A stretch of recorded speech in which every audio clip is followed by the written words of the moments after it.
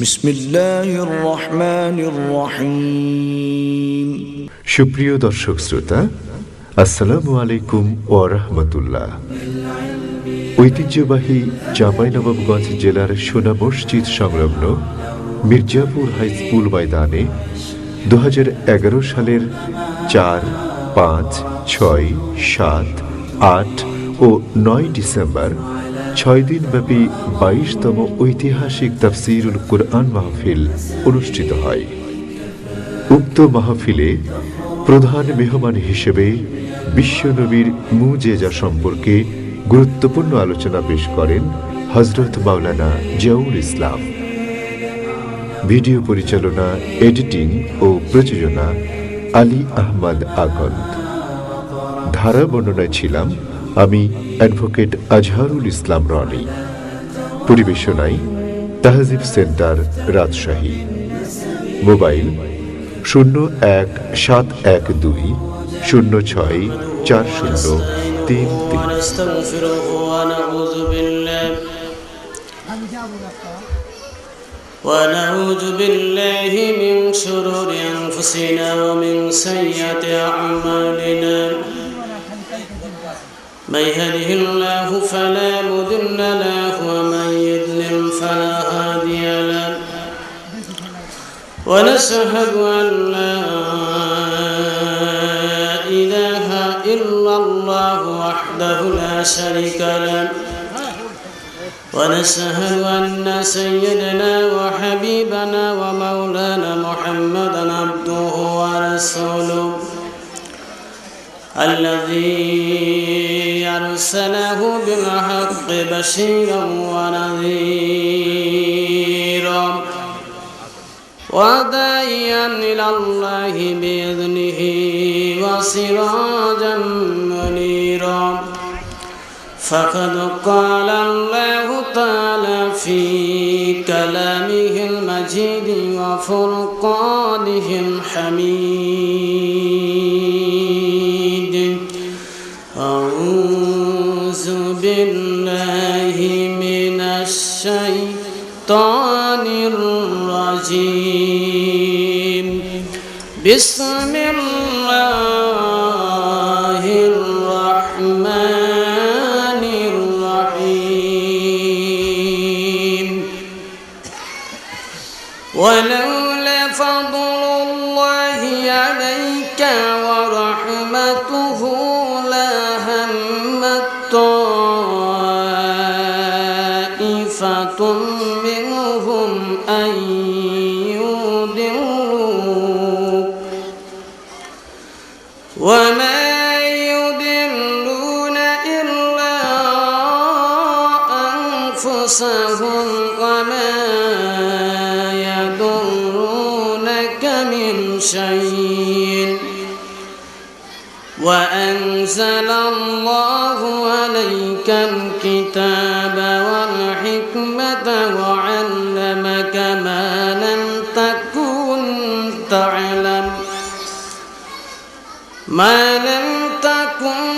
تعلم وكان فضل الله عليك عظيما.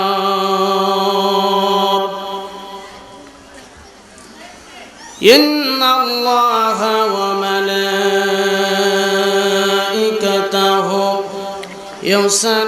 يصلون على النبي يا أيها الذين آمنوا صلوا عليه وسلموا تسليما. اللهم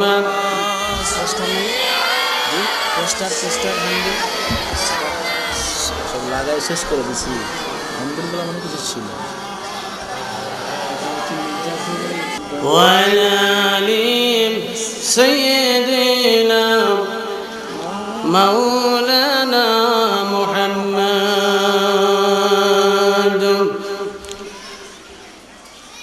মক্কা থেকে যাওয়ার কালে দয়ার নবী কেন্দে গো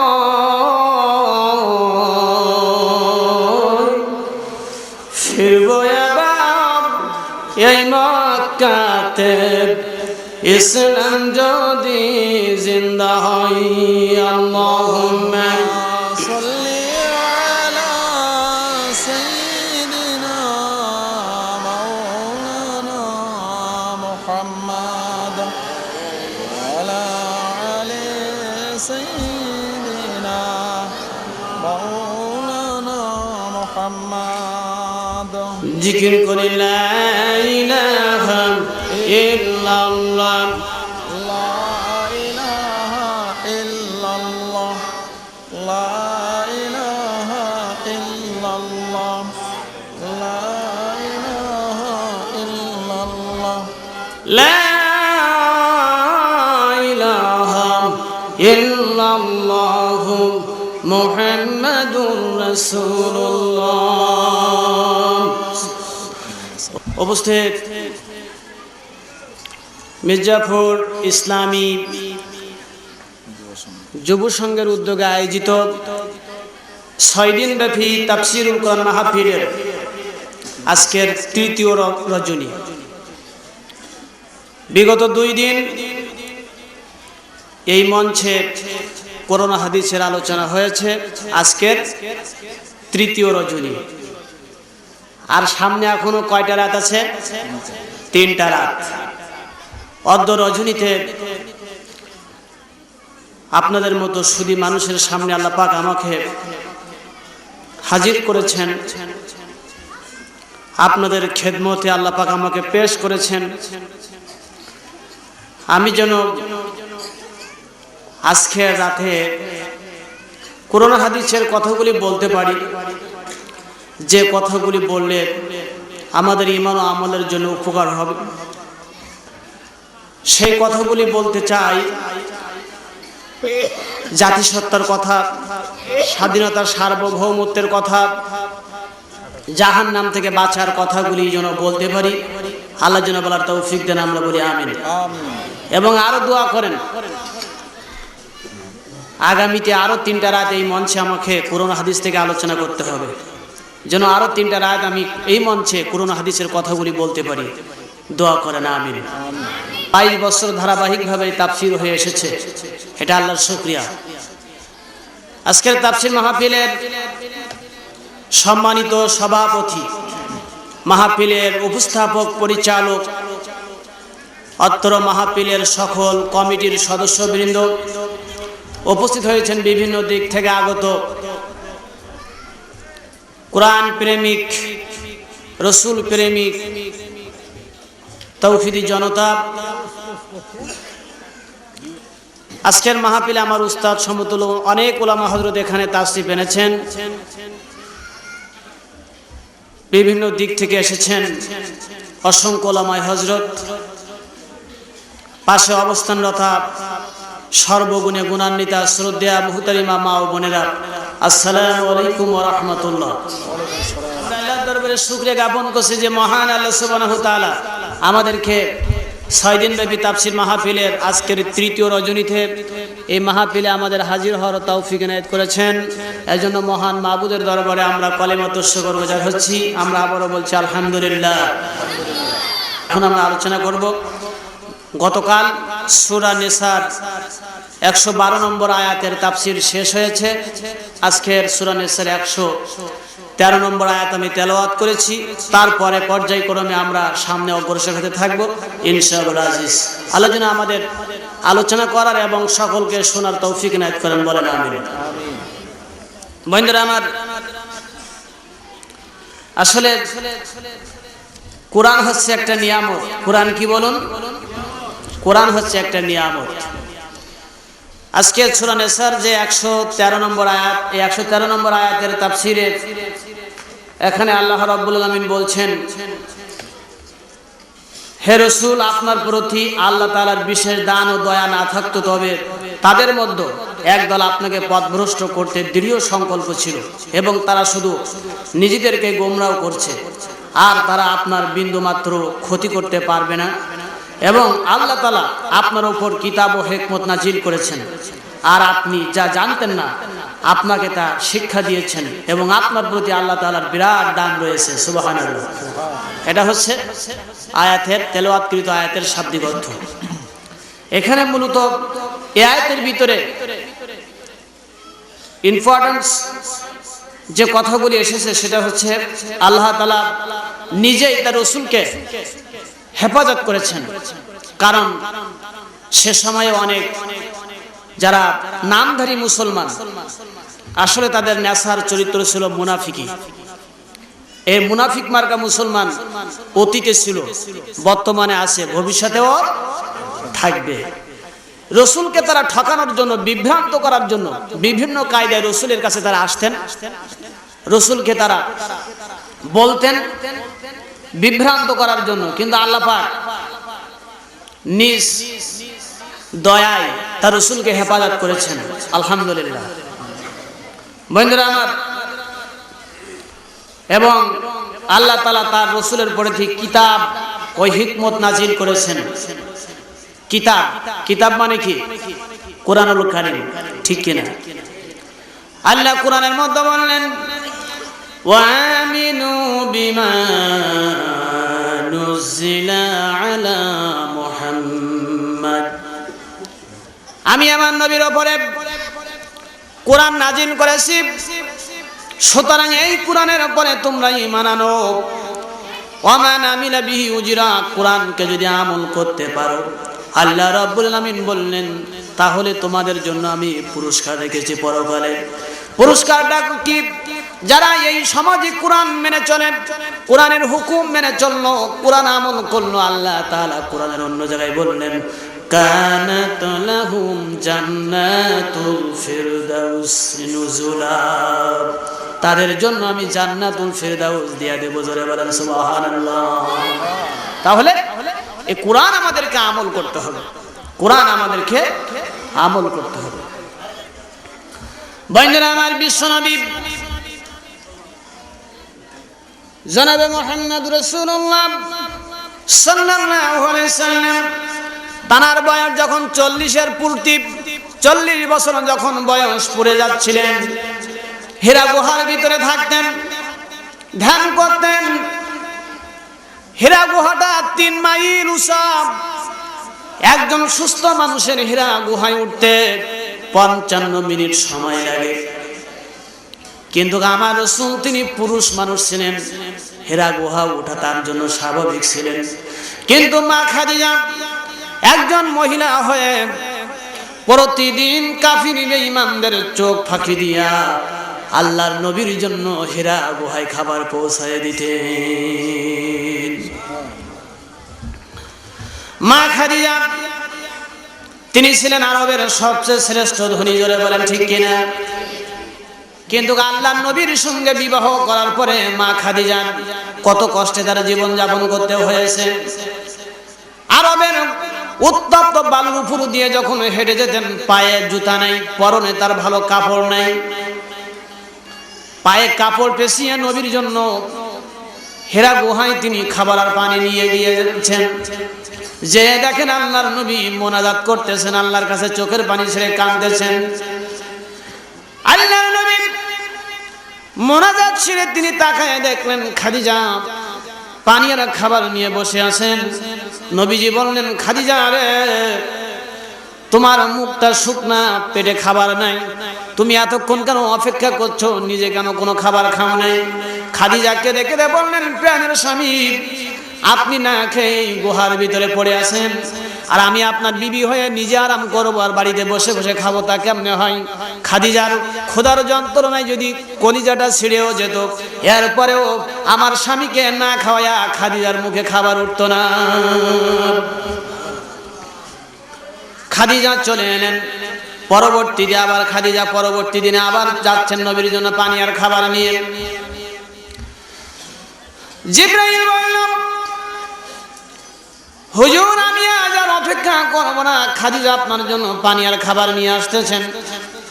আজকের খাদিজা আপনার জন্য যখন পানি আর খাবার নিয়ে আসতেছেন, খাদিজা আসলেন, বলবেন আল্লাহ রাব্বুল আলামিন খাদিজাকে খুশখবরি জানাইছেন, আল্লাহ রাব্বুল আলামিন খাদিজাকে সালাম জানাইছেন। খাদিজা পানি আর খাবার নিয়ে যখন গুহার মুখে চলে গেছে, আল্লাহর নবী বললেন, খাদিজা রে, তোমার জন্য আজকের দারুণ খুশখবরি আছে। খাদিজা বললেন, কি খুশখবরি? নবীজি বললেন, এইমাত্র জিবরাইল চলে গেল। আল্লাহ রাব্বুল আলামিন তোমার আমলগুলো এত বেশি পছন্দ করেছেন। আমি একজন অসহায় মানুষ, আমার জন্য তুমি যা করলে, তুমি স্ত্রী হয়ে আমার জন্য, স্বামীর জন্য যা অবদান রাখলে, এই মহা দুর্যোগের সময় কাফের বেঈমানরা চতুর্দিকে তারা ঘিরে রেখেছে, কখন তারা মুহাম্মদ নামের ব্যক্তিকে বিদায় করে দিতে পারবে। এই চরম দুর্যোগের সময় তুমি আমাদের সহযোগিতা করলে আল্লাহ পাক খুব পছন্দ করেছেন তোমার আমল, তোমার এই ত্যাগ, তোমার কুরবানিগুলি আল্লাহর দরবারে কবুল হয়ে গেছে। এই জন্য আল্লাহ রাব্বুল আলামিন তোমাকে সালাম জানাইছে। খাদিজা চোখে পানি ছেড়ে কেঁদে কেঁদে বলল, প্রাণের স্বামী, আমি জানি না আল্লাহর সালামের জবাব কেমনে দিতে হয়। নবী বললেন, খাদিজা রে, শুধু আল্লাহ নাই, জিবরাইলও তোমাকে সালাম দিয়েছে। খাদিজা বললেন, ইয়া রাসূলুল্লাহ, জিবরাইলকে আমার সালামের জবাব দিয়ে দেন, ওয়ালাইকুমুস সালাম। আর আল্লাহর সালামের জবাব কেমনে দিতে হয় ওটা আপনি দিয়ে দেন। বন্ধুরা আমার, খাদিজা চলে এলেন বাড়িতে। রাসূলের বয়স 40 পুড়ে গিয়েছে। জিবরাইল হঠাৎ করে এসে বলতেছে, পড়ুন, ইকরা। আল্লাহর নবী বললেন, কয়লা মানাবি করিন, আমি পড়তে জানি না, আমি পড়তে পারি না। জিবরাইল আমার বললেন, পড়ুন, ইকরা। নবীজি বললেন, কয়লা মানাবি করিন, আমি পড়তে জানি না। জিবরাইল নবীজিকে ধরে আলিঙ্গন করলেন, চাপ দিলেন। তাফসীরের ভিতরে এসেছে, নবীজি পড়তে সক্ষম হয়ে গেলেন।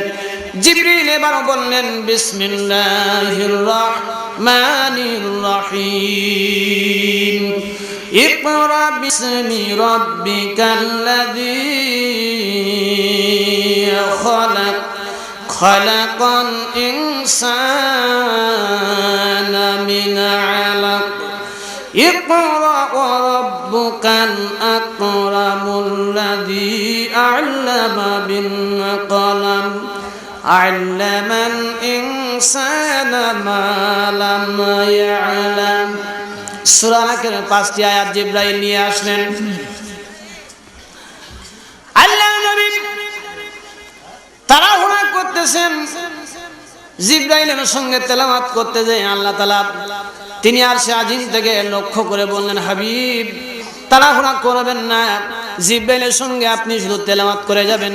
ইন্না আলাইনা জামাআহু ওয়া কুরআনাহু, 30 পারা কোরআন মুখস্থ করায়া আপনার কলবের ভিতরে আমি আল্লাহ ঢোকায়া দেব। জোরে বলেন সুবহানাল্লাহ। আল্লাহর নবী জিবরাইল চলে যাওয়ার পরে নবীজি দৌড়ায়া বাড়িতে চলে গেলেন। খাদিজাকে যে বলেন, খাদিজা রে, আমি ভীত হয়ে গেছি, আমার ভয় লেগেছে রে খাদিজা, কম্বল দিয়ে বিছায়া আমাকে তুমি কম্বল দিয়ে ঢেকে দাও। নবীজির জ্বর এসে গেল, কম্পন শুরু হয়ে গেল। খাদিজা কম্বল দিয়ে ঢেকে দিয়ে বলল, আবুল কাসেম, আপনি চিন্তা করবেন না, আপনি কোনো দুশ্চিন্তা করবেন না, কারণ আপনি বিধবাদের খেতে দেন, এতিমদেরকে আপনি খেতে দেন, কোনো মানুষের আপনি অধিকার নষ্ট করেন না, কোনো মানুষের হক নষ্ট করেন নাই, কোনো দুষ্ট জিন শয়তান আপনার কোনো অনিষ্ট করতে পারে না। আল্লাহর নবী বললেন, খাদিজা রে, এইমাত্র আমাকে আল্লাহ নবুয়ত দিয়েছেন, কোরআনের আয়াত নাজিল হয়েছে, ওহী নাজিল হয়েছে, তুমি কি ঈমান আনবে? তুমি কি আমার পরে ঈমান আনবে? খাদিজা, তুমি কি কালেমা পড়বে? আমার নবুয়তের স্বীকৃতি প্রদান করবে? মা খাদিজার 2 চোখ দিয়ে পানির ফোঁটাগুলি গড়িয়ে গড়িয়ে পড়তে লাগলো। নবীজি বলল, খাদিজা রে, আমি তোমার ঈমান আনার কথা বলছি, আর তোমার চোখে কেন পানি? তুমি কেন কাঁদতেছো? খাদিজার কান্না আরো বেড়ে গেল। খাদিজা কেঁদে কেঁদে বললেন, প্রাণের স্বামী, 15টা বছর আপনার সঙ্গে আমি ঘর সংসার করতেছি। কত বছর? ও প্রাণের স্বামী, 15টা বছর আপনার সঙ্গে আমার দাম্পত্য জীবন শুরু হয়েছে। দিনের বেলায় আপনার চরিত্র আমি দেখেছি, রাতের বেলায় আপনার চরিত্র আমি দেখেছি। দিনে এবং রাতে আপনার চরিত্র যা দেখেছি আর আপনার যে আদর্শ আমি দেখেছি, যা পেয়েছি, 15টা বছরের মধ্যে আপনার জবান দিয়ে কোনোদিন একটা মিথ্যা কথা আমি শুনি নাই, কোনোদিন একটা বাজে কথা শুনি নাই। কারণ কলা রাসূলুল্লাহ সাল্লাল্লাহু আলাইহি সাল্লাম লাকাদ কুনতি কালিমাতান লাউ মুজিস্তি বিমাইল বাহরিলা মাজাজাতুহু, রাউল আহমদ আবু দাউদ। কারণ কোন মানুষ যদি এই জবান দিয়ে একটা মিথ্যা কথা বলে, একটা বাজে কথা বলে, আল্লাহর নবী বলেছেন কথাটি যদি একটা দরিয়ার পানিতে, সমুদ্রের পানিতে নিক্ষেপ করা যায়, গোটা সমুদ্রের পানিটা দুর্গন্ধে পরিণত হয়ে যাবে।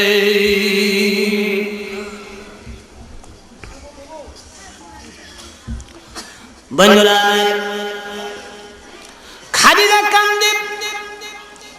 নবী বলল, খাদিজা রে কান্দো কেন? ঈমান কি আনবে না? মুসলমান কি তুমি হবে না? আমাকে কি তুমি নবী বলে স্বীকার করবে না? খাদিজার কান্না বেড়ে যায়। খাদিজা কেঁদে কেঁদে বলল, প্রাণের স্বামী, 15টা বছর আপনার কাছ থেকে যে ভালোবাসা আমি পেয়েছি, আপনার কাছ থেকে যে আদর্শ আমি পেয়েছি, এই আদর্শ প্রমাণ হয়ে গিয়েছে আপনি আল্লাহর নবী, কোনো সন্দেহ নেই। খাদিজা কেঁদে যারে যার হয়ে বলল, ইয়া রাসূলুল্লাহ, আর দেরি করবেন না, ঈমানের কালেমা পড়ে আমারে মুসলমান করে দিয়ে দেন। লা ইলাহা, জায়গা সংকলন হচ্ছে না, লক্ষ্য করলেন স্বামী আমরা ফিল হয়ে গেছে, জায়গা সংকলন হচ্ছে না। বন্ধুগণ, মা খাদিজা কালেমা পড়লেন, ঈমান আনলেন। আল্লাহর নবী এবার 2 নম্বরে হযরত আবু বকরের বাড়িতে চলে গেলেন। আল্লাহর নবী আবু বকরের বাড়িতে আবু বকরকে ডাক দিয়ে বলল, আবু বকর রে, এইমাত্র কোরআনের ওহী নাযিল হয়েছে। আল্লাহ আমার প্রতি কোরআনের 5টি আয়াত অবতীর্ণ করেছেন। এইমাত্র আল্লাহ আমাকে নবুয়ত প্রদান করেছে। তুমি আবু বকর কি আমাকে নবুয়তের সাক্ষ্য দিবে? তুমি কি ঈমান আনবে? আবু বকরের চোখের পানি, আবু বকরের চোখ দিয়ে টপ টপ করে পানি পড়তে লাগলো। আবু বকর কেঁদে কেঁদে বললেন, বন্ধু, প্রিয় বন্ধু, 20টা বছর তোমার সঙ্গে আমার বন্ধুত্বের সম্পর্ক। বন্ধুরে, 20 বছরের মধ্যে তোমার সঙ্গে আমার, তোমার চরিত্র আমি দেখেছি, তোমার আদর্শ আমি দেখেছি, তোমার সঙ্গে ব্যবসায়িক লেনদেন হয়েছে। 20 বছরের ভিতরে তোমার জবান দিয়ে আমি কোনোদিন একটা মিথ্যা কথা শুনি নাই, একটা বাজে কথা শুনি নাই। 20 বছর তোমার আদর্শ চরিত্র যা আবু বকর দেখেছে প্রমাণ হয়ে গিয়েছে। তুমি আল্লাহর নবী, কোনো সন্দেহ নেই। আবু বকর পড়ে নিলেন, লা ইলাহা ইল্লাল্লাহু মুহাম্মাদুর রাসূলুল্লাহ। আবু বকর ঈমান আনলেন, কালেমা পড়লেন। আল্লাহর নবী 3 নম্বরে আলীর কাছে চলে গেলেন। আলীর বয়স ছিল তখন 8.5 বছর। নবীজি আলীকে যায় বলল, আলী রে, তুমি কি আমার উপর ঈমান আনবে? এই মাত্রই আমার উপরে ওহী নাযিল হয়েছে কোরআনের। আল্লাহ পাক আমাকে নবুয়ত দিয়েছেন। আলী, তুমি কি ঈমান আনবে? তুমি কি কালেমা পড়বে, মুসলমান হবে? আলী আল্লাহর নবীকে জড়িয়ে ধরে কেঁদে কেঁদে ওই দিন বলেছিলেন যে, ভাইজান, আপনি আমার বড় ভাই। এই মক্কায় আমার মা আছে, বাবা আছে, আপনজন অনেকে আছে, কিন্তু আপনি আমাকে যত ভালোবেসেছেন, যত আদর করেছেন, যত মহব্বত করেছেন, যত আপনি আমাকে স্নেহ মমতা দিয়েছেন, আমার মা দেয় নাই, আমার বাবা দেয় নাই, আপনজন বলতে কেউ দেয় না। ভাইজান, আপনার আদর্শ, আপনার চরিত্র আমাকে এমন ভাবে মুগ্ধ করেছে, আকৃষ্ট করে দিয়েছে, প্রমাণ হয়েছে আপনি আল্লাহর নবী, এতে কোনো সন্দেহ নেই। কারণ আমার নিজের মা বাবা কোনোদিন এত সুন্দর আমার সঙ্গে ব্যবহার করে নাই। আলী বলল, আমাকে কালিমা পড়ায়া মুসলমান করে দেন। 8.5 বছরের আলী, তিনি কালিমা পড়ে নবুয়তের সাক্ষ্য প্রদান করলো। জোরে বলেন সুবহানাল্লাহ। বন্ধুরা আমার, পর্যায়ক্রমে যখন মুসলমানের সংখ্যা বাড়তেই লাগলো, আবু জেহেল, আবু সুফিয়ান তাদের গাত্র দেওয়া শুরু হয়ে যেতে লাগলেন। আবু জেহেল, আবু সুফিয়ান তারা চিন্তা করতেছে, মোহাম্মদ মুহাম্মাদের দলে লোকগুলি দিন দিন বাড়তেছে, কারণটা কি? আবু জাহেল, আবু সুফিয়ান গভীর রাত, গভীর রজনীতে তারা আল্লাহর নবী কোরআন শরীফ তেলাওয়াত করতেন, আর গভীর রাতে আবু জাহেল আবু সুফিয়ান যে আল্লাহর নবীর ভাঙ্গা কুটিরের দেয়ালের গায়ে দাঁড়িয়ে দাঁড়িয়ে আবু জাহেল আবু সুফিয়ান সারা রাত দাঁড়িয়ে কোরআন শুনতেন। প্রথম রজনীতে আবু জাহেল আবু সুফিয়ান তারা কোরআন শরীফ শোনার পরে যখন মসজিদে যখন মুয়াজ্জিন আযান দিয়েছেন, মক্কার মসজিদের মুয়াজ্জিন আযান দিয়েছেন, আসসালাতু খায়রুম মিনান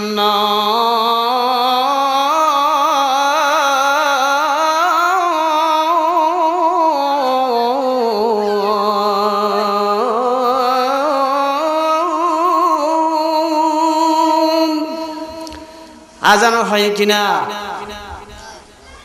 কি আপনার অসুস্থ নাকি? অসুস্থ তো আমি, 2 মাসের ভিতরে ঘুম না বাবা। গতকাল রাত 2টার সময় স্টেজ থেকে নামতে হয়েছে আমার। বন্ধুরা আমার, আজান হয়ে গেল মক্কার মসজিদে। আবু জাহেল আবু সুফিয়ান চিন্তা করতেছে, সকালে হয়ে গেছে, প্রভাত হয়ে গেছে, এবার আমরা যে মুহাম্মাদের কোরআন তেলাওয়াত শুনেছি সারা রাত দাঁড়িয়ে দাঁড়িয়ে, এইটা যদি আমাদের সাধারণ লোকজনেরা দেখে তাহলে আমাদের তো নেতাগিরি এখানে শেষ হয়ে যাবে। তারা দুইজন দুই দিক থেকে দৌড়ায় আসছে, সামনাসামনি হয়ে দেখা হয়ে গেছে। আবু জাহেল বলতেছে, আবু সুফিয়ান কোথায় গিয়েছিলে? আবু সুফিয়ান বলছে, আবু জাহেল তুমি কোথায় গিয়েছিলে? বলতেছে, দেখো কোথায় আর যাব, ওই যে কিছু মনে করো না, মুহাম্মাদের কোরআন শরীফ শুনতে খুব ভালো লাগতেছিল, সারা রাত দাঁড়িয়ে দাঁড়িয়ে তার কোরআন শরীফ শুনেছি, কখন যে ফজর হলো কখন যে প্রভাত হলো এটাই তো ঠিক পাই নাই। সুবহানাল্লাহ বলবেন না? বন্ধুরা আমার, আবু জাহেল বললাম, আবু সুফিয়ান সর্বনাশ, নিজেরা যদি আমরা মুহাম্মাদের যদি তেলাওয়াতে আকৃষ্ট হয়ে যাই সাধারণ জনগণ, তাহলে অবস্থা কি হবে? সুতরাং মুহাম্মাদের এই জায়গায় কাল থেকে আর কোরআন শরীফ শুনতে আসা যাবে না।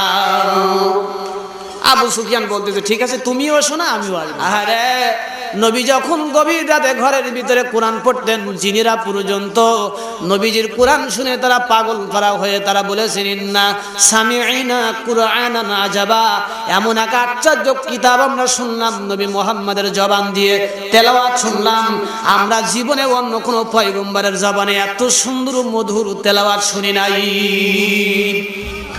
আমার নবী ঘরের ভিতরে যখন এই কোরআন শরীফ তেলাওয়াত করতেন, জিনেরা তারা পাগল পারা হয়ে নবীর জবান থেকে কোরআন তেলাওয়াত শুনে তারা দলে দলে কাতারে কাতারে কালেমা পড়ে মুসলমান হয়ে গিয়েছিলেন।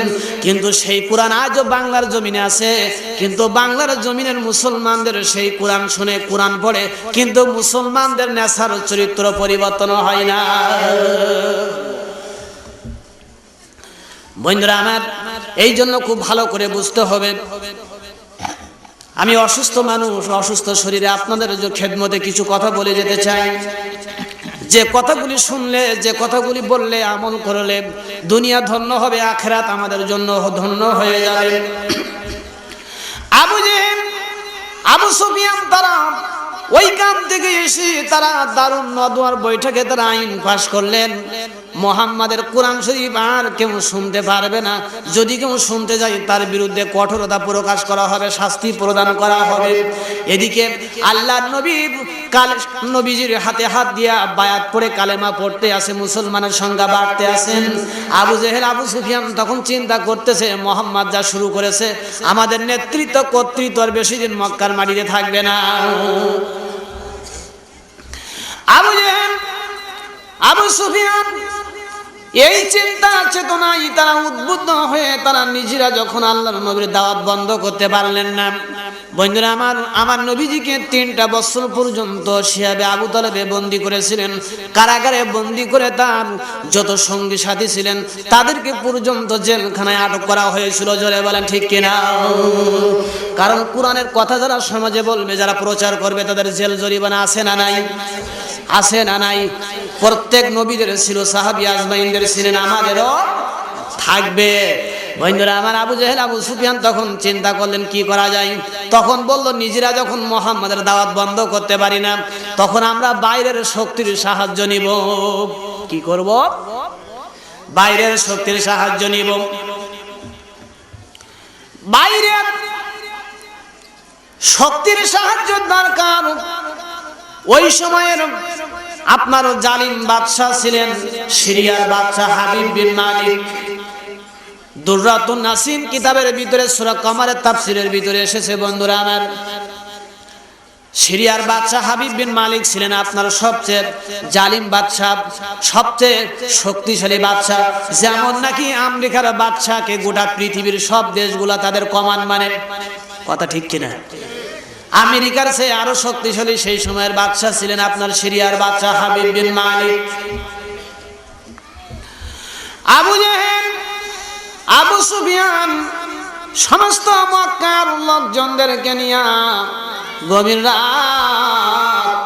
গভীর রাতে তারা মিটিং করে, তারা কি করলেন, আপনার মিটিং করে সব একত্রিত হয়ে একটা দরখাস্ত করলেন, সকলের সই স্বাক্ষর নিয়ে একটা আইন পাস করলেন যে এরপরে সিরিয়ার বাদশার কাছে এই চিঠিটা পাঠিয়ে দিলেন, ও বাদশাহজি, একবার আপনি এই মক্কার মাটিতে আসেন। আপনি যদি না আসেন, আমাদের বাপ দাদাদের ধর্ম তো একেবারে বিসর্জন চলে যাইতেছে।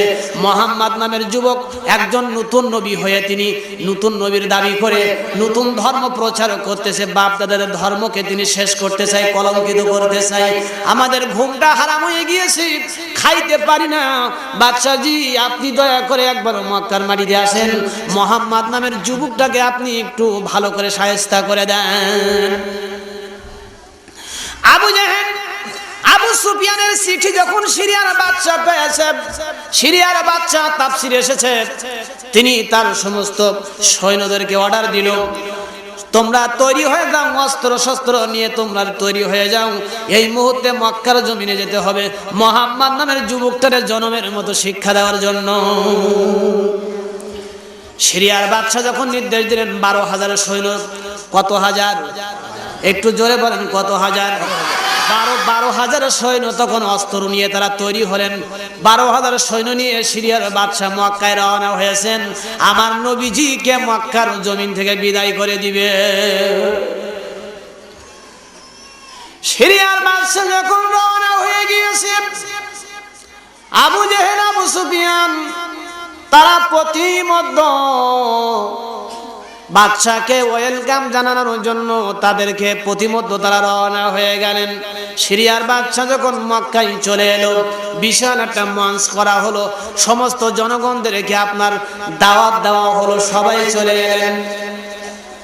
আল্লাহ নবী কাবার চত্বরে বসে দুটি হাত তুলে চোখের পানি ছেড়ে কাঁদে, আল্লাহ রব্বুল আলামিন,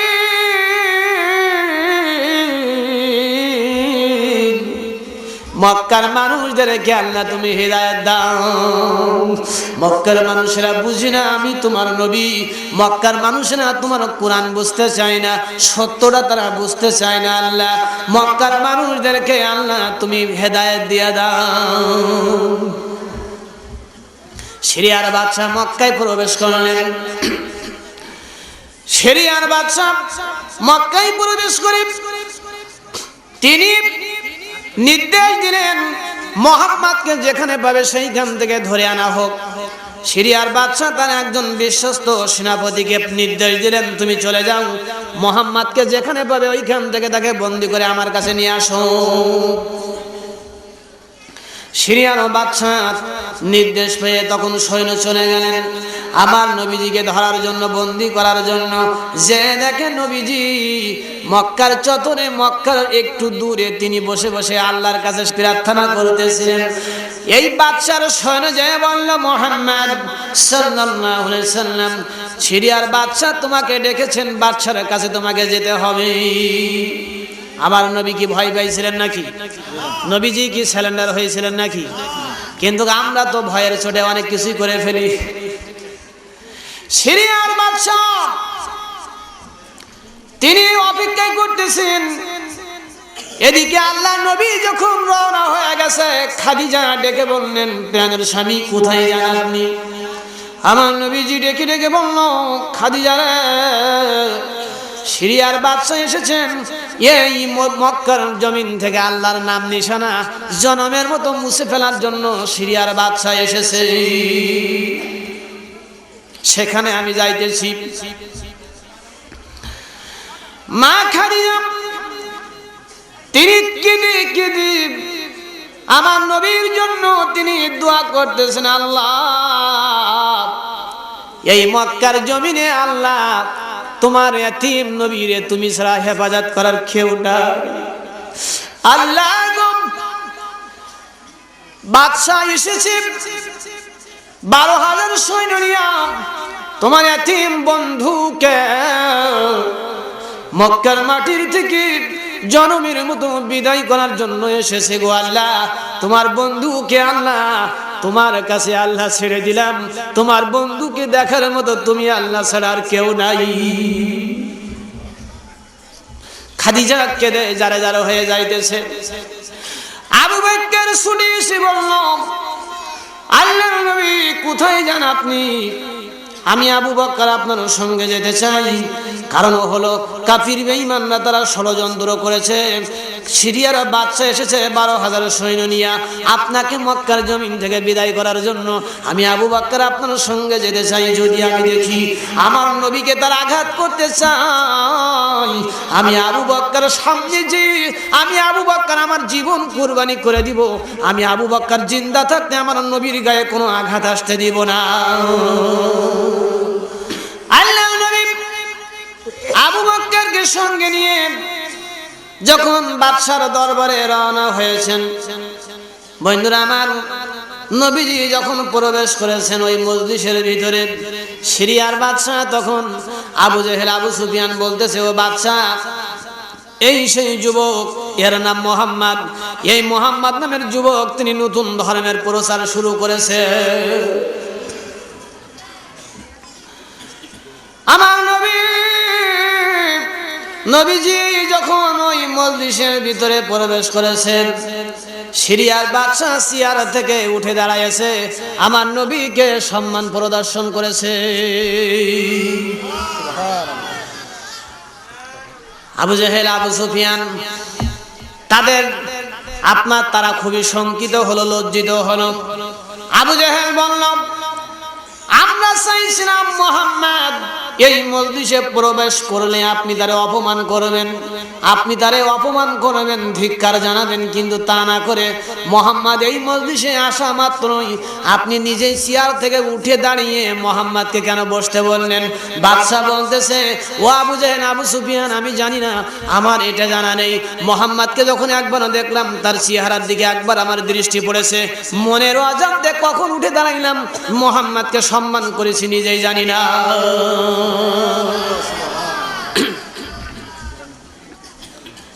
বন্ধুরা আমার,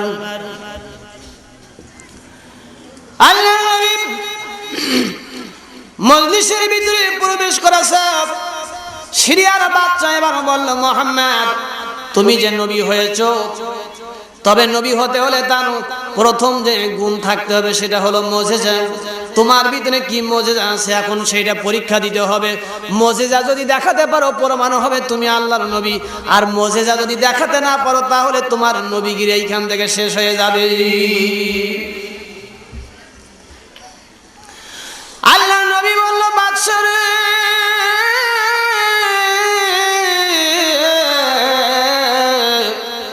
কি মুজিজা দেখলেই তুমি বিশ্বাস করবে, কি মুজিজা দেখলে তুমি বিশ্বাস করবে যে আমি আল্লাহর নবী?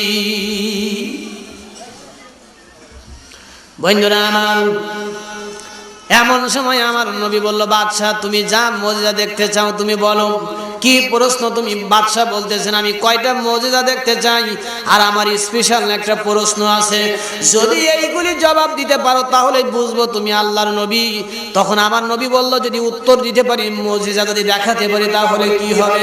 সিরিয়ার বাদশা বলল, আমি বাদশা আর 12,000 আমার সেনাপতি, আমরা সবাই কালেমা পড়ে মুসলমান হয়ে যাব।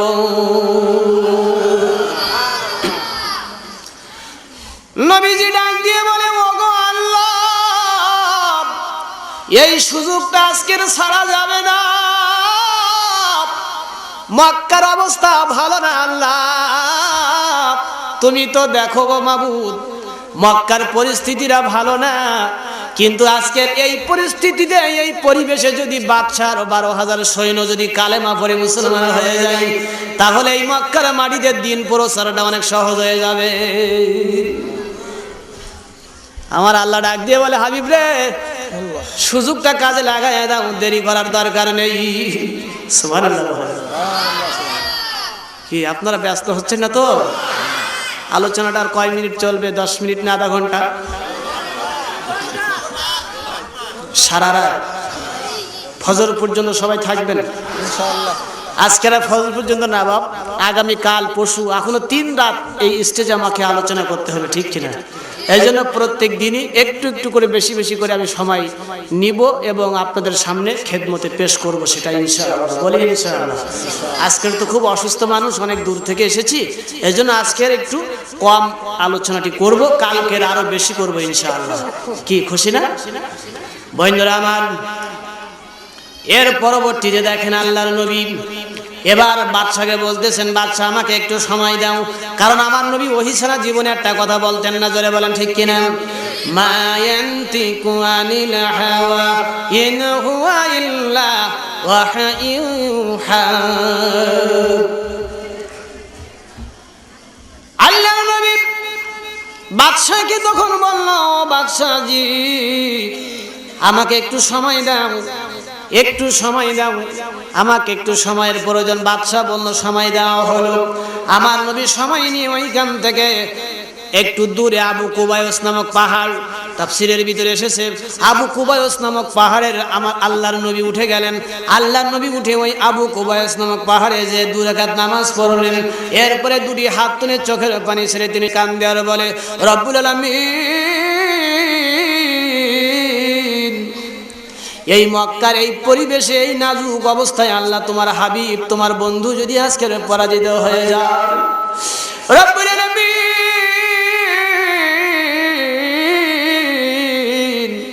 তোমার নবী যদি আজকের যদি পরাজিত হয়ে যায়, তোমাকে আল্লাহ বলে ডাকার মতো একটা লোক এই মক্কার মাটিতে থাকবে না। ওগো আল্লাহ, এই মজলিসে যদি তোমার হাবিব বন্ধু আজকে যদি পরাজিত হয়ে যায়, আল্লাহ গো, তোমাকে আল্লাহ বলে ডাকার মতো, তোমার কোরআনের একটা আয়াত পড়ার মতো, তোমার নবীর নামটা উচ্চারণ করার মতো, তোমাকে আল্লাহ বলে ডাকার মতো, দ্বীনের দাওয়াত দেওয়ার মতো একটা লোক এই মক্কার মাটিতে পাওয়া যাবে না। আমার নবী চোখের পানি ছেড়ে ওই পাহাড়ের উপরে বসে বসে কান্দে। আবার আল্লাহ ডাক দিয়ে বলে, জিবরাইল রে, আমি সইতে পারি না, আমি সবই সইতে পারি, আমার হাবিব বন্ধুর চোখের পানি সইতে যে পারি না। এ জিবরাইল, আর দেরি করিস না জিবরাইল রে, চলে যা, চলে যা, পাহাড়ে চলে যা, আমার হাবিব বন্ধুকে বল যেন আর না কাঁদে, চোখের পানি না ফেলে। আমার হাবিব বন্ধুর চোখের পানি আমি আল্লাহর সইতে পারি না। এই জিবরাইল, আমার বন্ধুকে বল যেন আর না কাঁদে, আমার বন্ধুকে বল আর যেন না কাঁদে, আমার বন্ধুকে খুশির খবর শোনায় যে আমি আল্লাহ আমার বন্ধুর চোখের পানি আমি কবুল করেছি, আমার বন্ধুর দরখাস্ত আমি মঞ্জুর করেছি। আমার বন্ধুকে বলে দিয়ে দাও জিবরাইল, এই সময়ে আমি আসমানের চন্দ্র সূর্য যা রয়েছে আমার হাবিব বন্ধুর সব কিছু আমি তার অধীনস্থ করে দিলাম। বন্ধুরা আমার নবী পরে জিবরাইল যায় বলতেছেন, ইয়া রাসূলুল্লাহ, আল্লাহ নবী কাঁদবেন না, আপনার চোখের পানি আসমানের ফেরেশতা সইতে পারে না, জিবরাইল আমি সইতে পারি না, আল্লাহ সইতে পারে না, আল্লাহ সইতে পারে না। ইয়া রাসূলুল্লাহ কাঁদবেন না, আল্লাহ পাক খুশখবরি জানাইছেন আপনাকে, আপনি কাঁদবেন না, কাফিরদের মজলিসে চলে যান, আল্লাহ রাব্বুল আলামিন আপনার সব সাহায্য করবে।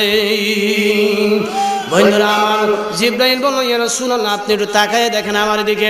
আল্লাহর নবী তখন মোনাজাত ছেড়ে যখন তিনি জিবরাইলের দিকে একবার লক্ষ্য করলেন, তাকায় দেখে জিবরাইলের পাশে 12,000 ফেরেশতা দাঁড়িয়ে অপেক্ষা করে।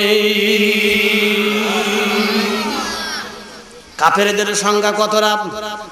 ওই যে সিরিয়ার বাদশার সৈন্য সংখ্যা ছিল 12,000। জিবরাইল বলতেছেন, ইয়া রাসূলুল্লাহ, ওদের সে কোন দিক থেকে আমরা কমে আছি নাকি? আল্লাহ তাআলা 12,000 ফেরেশতা আজকে আমার সঙ্গে পাঠাইছে। আল্লাহ নবী পাহাড় থেকে নিচে নেমে এসে উনি লক্ষ্য করলেন আবু বকর কান্দে। নবী ডাক দিয়ে বলে, আবু বকর রে, কেঁদো না, চোখের পানি ফেলো না। এই মাত্র জিবরাইল এসেছে, খোঁজ খবরই জানিয়েছেন, চিন্তার কারণ নেই।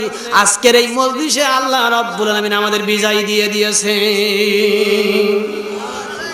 বন্ধুরা আমার নবীজি, এরপরে আমার নবীজি যখন আপনার মজলিসের ভিতরে প্রবেশ করলাম, সিরিয়ার বাদশা বলতেছে, ও মুহাম্মদ, এবার তোমার মুজিজা দেখতে চাই, মুজিজা দেখতে চাই আমি। নবী বলল, বাদশা কি মুজিজা দেখতে চাও? তখন বাদশা বলতেছেন, ও মুহাম্মদ, এই যে এখন যে সূর্যটা ডুবাই দিয়ে আসমানে চাঁদ উদিত করতে হবে, চাঁদ উঠে যাবে, চাঁদকে দ্বিখণ্ডিত করতে হবে। চাঁদ যদি সাক্ষী দেয় তুমি আল্লাহর নবী, তাহলে প্রমাণ হবে তুমি আল্লাহর নবী। এরপরে আমার আরেকটা প্রশ্ন আছে, নবী ছাড়া এই জবাব কেউ দিতে পারবে না, তারপরেই মুসলমান হয়ে যাব। আবু জেহেল, আবু সুফিয়ান বলতেছেন, বাদশা খুব ভালো প্রশ্ন করেছেন। এই মুহাম্মদ ইতিপূর্বে অনেক জাদুর খেলা দেখাইছে।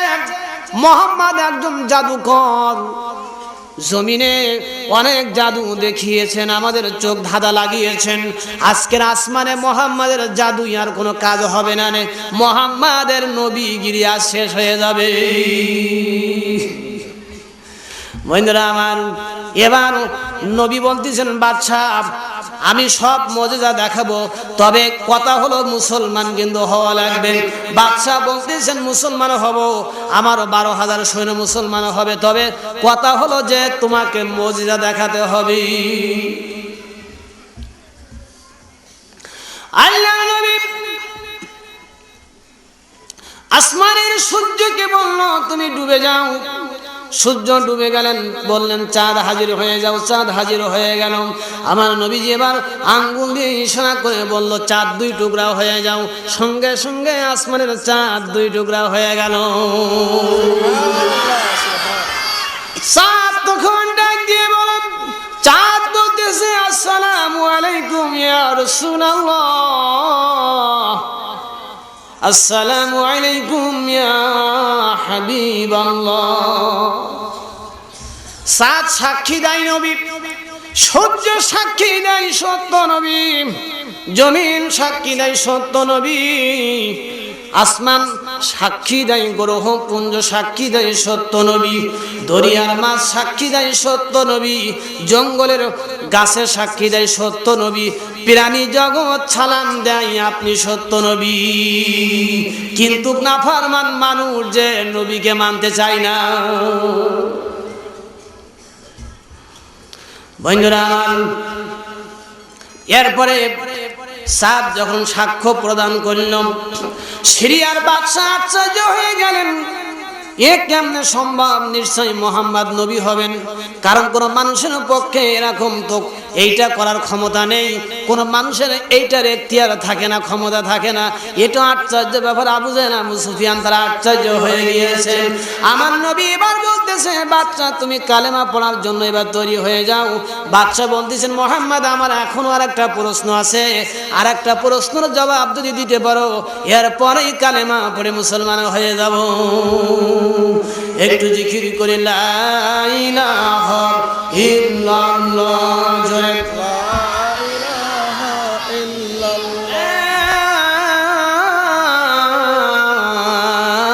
ইলাহা ইল্লাল্লাহ মুহাম্মাদুর রাসূলুল্লাহ সাল্লাল্লাহু আলাইহি ওয়াসাল্লাম। বন্ধুরা আমার, সেই কোরআনের কথা আপনাদের সামনে পেশ করতে চাই। এর পরবর্তীতে আমরা আবার সামনে আগায় যাব। বন্ধুরা, আমেরিকার সবচেয়ে সিনিয়র অ্যাডভোকেট মার্ক শেফার তার নাম, তিনি ইসলাম কবুল করেছেন। সুবহানাল্লাহ বলেন। সে আমেরিকা বিশ্বের মুসলমানদেরকে আজকের বিলুপ্ত করতে চাই। জমিন থেকে ইসলামকে বিদায় করতে চাই, সেই আমেরিকার বুকে আপনার মার্ক শেপার সবচেয়ে সিনিয়র আইনজীবী ইসলাম কবুল করেছেন। ভারতের একজন সবচেয়ে শিক্ষিত একজন কম্পিউটার ইঞ্জিনিয়ার, কিছুদিন পূর্বে তিনি কালেমা পড়ে মুসলমান হয়েছেন। রিপন সরকার নামের একজন 17 বছরের যুবক ভারতে ইসলাম কবুল করেছেন। পর্যায়ক্রমে অনেক কথা থাকবে, বন্ধুরা আমার আলোচনার ভিতরে ঘুরে আসতে পারে। ব্যস্ত হচ্ছেন না তো বন্ধুরা আমার? ফজর পর্যন্ত কি চললে কি অসুবিধা? খুব পারেন আপনারা, খুব খুশি নাকি? হ্যাঁ, খুব সুন্দর পরিবেশ এবছর করেছে কর্তৃপক্ষকে আমি মোবারকবাদ জানাচ্ছি, দোয়া করছি। বন্ধুগণ, এখানে খুব সুন্দর পরিবেশ আছেন, আপনারা এখানে সারা রাত বসে থাকেন, একটু পরে আমি এমনি নেমে চলে যাচ্ছি। একসঙ্গে সবাই যাবো ইনশাআল্লাহ। কি খুশি তো বন্ধুরা আমার? আল্লাহর নবী, এবার নবীজি বলল, বাদশা কি তোমার মজেজা, কি দেখতে চাও, কি তুমি জানতে চাও, শুনতে চাও? বাদশা বলতেছে, ও মুহাম্মদ, আমার আরেকটা প্রশ্ন হলো, আমি সিরিয়ার বাদশা, শান শৌকত, টাকা পয়সা, অর্থ সম্পদের কোনো অভাব আমার নেই, ধন সম্পদের অভাব নেই, সিরিয়ার প্রভাবশালী বাদশা আমি, কিন্তু আমার মতো ব্যথিত মন, আমার মতো ভারাক্রান্ত মন, আমার মতো চিন্তিত মন এই সিরিয়ার মাটিতে আর কারোর নেই। মুহাম্মদ, তুমি কি বলতে পারো আমার মনের ভিতরে এখন কি চিন্তা কাজ করতেছে, কি দুশ্চিন্তা কাজ করতেছে, আমার কলিজার মধ্যে কি বেদনা জমেছে? ও মুহাম্মদ, নবী ছাড়া এই মনের খবর কেউ বলতে পারবে না। তুমি যদি বলতে পারো তাহলে প্রমাণ হবে তুমি আল্লাহর নবী। জিবরাইল এসে আল্লাহর নবীর কানে কানে সব বলে গেলেন, ইয়া রাসূলুল্লাহ, আপনি বলে দেন বাদশা বহুদিন সাধনা করেছিলেন একটি সন্তানের জন্য, কারণ বাদশা চিন্তা করেছিলেন তার বয়স শেষের দিকে, এর পরবর্তীতে তার একজন জেনারেশনের প্রয়োজন, সন্তানের প্রয়োজন, তাই এর পরবর্তীতে এই চেয়ারে বসবে তার সন্তান, এই চিন্তা করে তিনি একটি সন্তান চেয়েছিলেন, বহুত সাধনা করেছিলেন, কিন্তু তার সন্তান হয় না। বহুদিন সাধনা করার পরে, কান্নাকারি করার পরে বাদশার একটা সন্তান হয়েছে, কিন্তু একটা কন্যা সন্তান। কি সন্তান? একটি কন্যা সন্তান তার হয়েছে। বাদশার মনের আশাটা পুরা হলো না। এই কন্যা সন্তান হয়েছে, কিন্তু এই কন্যা সন্তানের তার চোখ নেই, তার হাত নেই, তার পা নেই, অঙ্গহানি। দীর্ঘদিন সাধনা করার পরে একটা সন্তান হয়েছে, কিন্তু তার অঙ্গহানি। জিবরাইল নবীজির সব বলে যাচ্ছেন যে, ইয়া রাসূলুল্লাহ, আপনি বলে দেন বাদশার এই জন্য মনে ব্যথা বেদনা জমে আছে। আমার নবী বললেন, ও বাদশা রে, আপনার মনের ভিতরে দুশ্চিন্তা হলো, আপনার মনের ভিতরে টেনশন হলো, আপনার মনের ভিতরে ব্যথা বেদনা যেটা জমে আছে সেটা হলো যে আপনি বহুদিন সাধনা করার পরে একটা সন্তান হয়েছে, কন্যা সন্তান, তার হাত নেই, পা নেই, চক্ষু নেই, সন্তানটি বুবা, আবার কথাও বলতে পারে না, এই জন্য আপনার মনে বড় ব্যথা। বাদশা তখন চিৎকার দিয়ে বলল, মুহাম্মদ, তুমি সত্যই বলেছ, তুমি আল্লাহর নবী, এতে কোনো সন্দেহ নেই। বন্ধুরা আমার, এবার সিরিয়ার বাদশা তখন বলল, মুহাম্মদ, আমার পরীক্ষা নেওয়া শেষ হয়েছে, আমার যেটা জানার দরকার ছিল আমি জেনেছি, আমি বুঝেছি। এখন বাদশা বলতেছেন, মুহাম্মদ, আমাকে তুমি কালেমা পড়ায় মুসলমান করে দিয়ে দাও। লা ইলাহা ইল্লাল্লাহু মুহাম্মাদুর রাসূলুল্লাহ সাল্লাল্লাহু আলাইহি ওয়াসাল্লাম।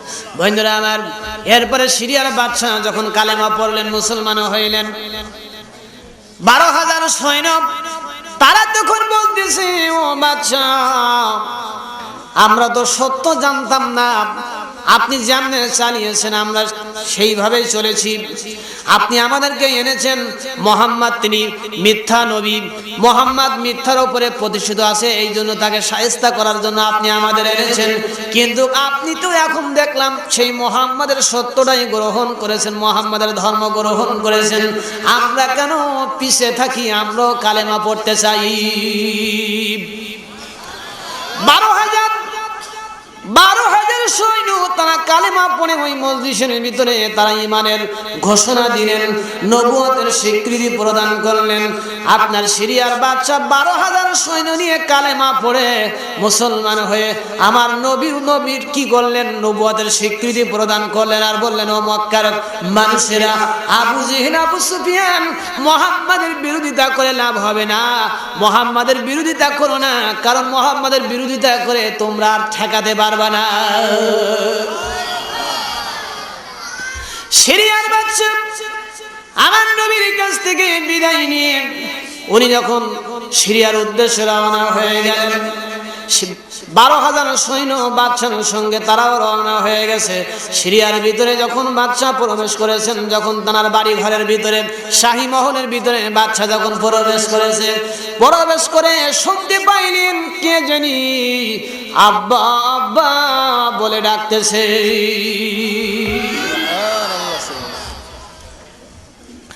বাদশার চোখে পানি,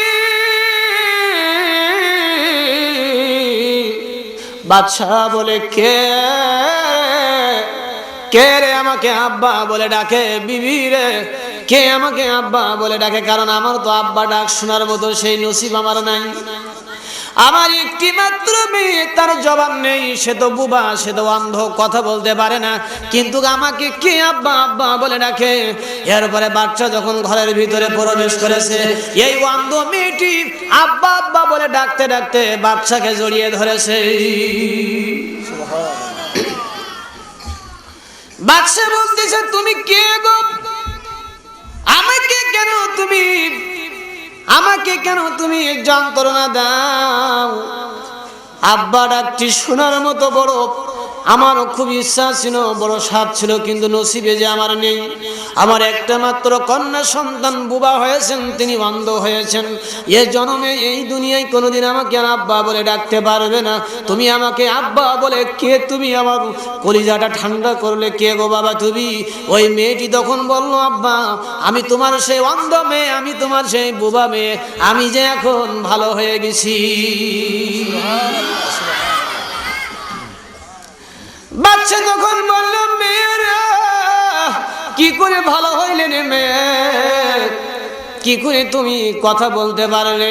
ওই মেয়েটি বলল, বাবা কিছুক্ষণ আগে আমি ঘুমাইছিলাম, ঘুমের ভিতরে আমি স্বপ্ন দেখতেছি, ঘুমের ভিতরে স্বপ্ন দেখতেছি সুন্দর চেহারার একজন মানুষ, সুন্দর চেহারার একজন মানুষ স্বপ্নের ভিতরে এসে আমাকে তিনি কালেমা পড়াতেছেন, কালেমা পড়ার আদেশ করছেন। আমি যখন তার সঙ্গে কালেমা পড়লাম, কালেমা পড়ার পরে আমি যখন ঘুম থেকে জেগে গেলাম, জেগে দেখলাম আমার জবান জারি হয়ে গেছে, আমার চক্ষু ভালো হয়ে গেছে, সব অঙ্গ প্রত্যঙ্গগুলি ভালো হয়ে গেছে।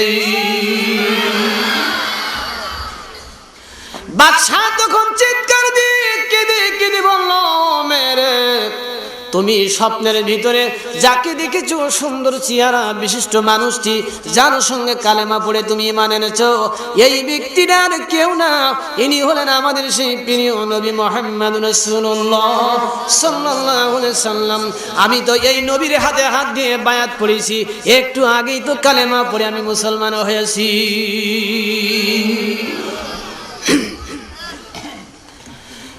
সিরিয়ার বাদশা এবার তিনি কি করলেন? তার সৈন্যদেরকে ডাকলেন, তোমরা এদিকে আসো, তোমাদেরকে আমি এমন একটা আজকের সত্যের সন্ধান তোমাদের দেব, এমন একটা খুশির খবর তোমাদেরকে দেব, এমন একটা সত্যের সন্ধান দেব যে সত্যের সন্ধান আর কেউ দিতে পারবে না।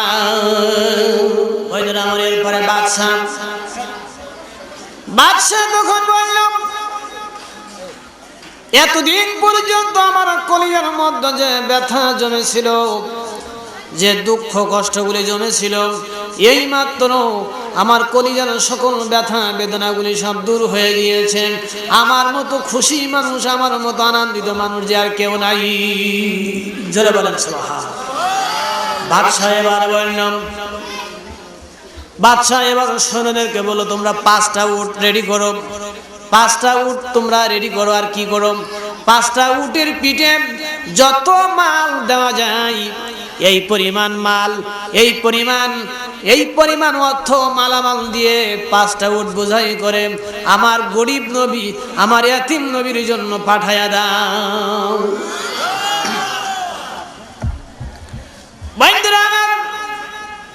সিরিয়ার বাদশাহ বলল, তোমরা কি জানো না আমার মেয়েটি যখন অন্ধ ছিল, আমার মেয়ে যখন বোবা ছিল, আমার মেয়ে যখন পঙ্গু ছিল, এই সিরিয়ার বুকে, এই পৃথিবীর জমিনের বুকে এমন কোনো ডাক্তার, এমন কোনো হেকিম নেই যাদের আমি পরামর্শ নেই নাই, কোনো কাজ হয় নাই। আমি কোটি কোটি টাকা দিতে চেয়েছি, কিন্তু আমার মেয়েকে কেউ ভালো করে দিতে পারে নাই, আমার মেয়ের কেউ জবান দিতে পারে নাই। কিন্তু আমার নবীর কালেমা একবার পড়ার কারণে, আমার নবীর কালেমা একবার পড়ার কারণে, নবীর প্রতি একবার ঈমান আনার কারণে আমার অন্ধ মেয়ের চোখ ভালো হয়েছে, আমার বোবা মেয়ে তার জবান জারি হয়ে গিয়েছে। আমার নবীর কালেমার এত পাওয়ার, এত দাম, এইটা তো আগে বুঝি নাই। সিরিয়ার মানুষেরা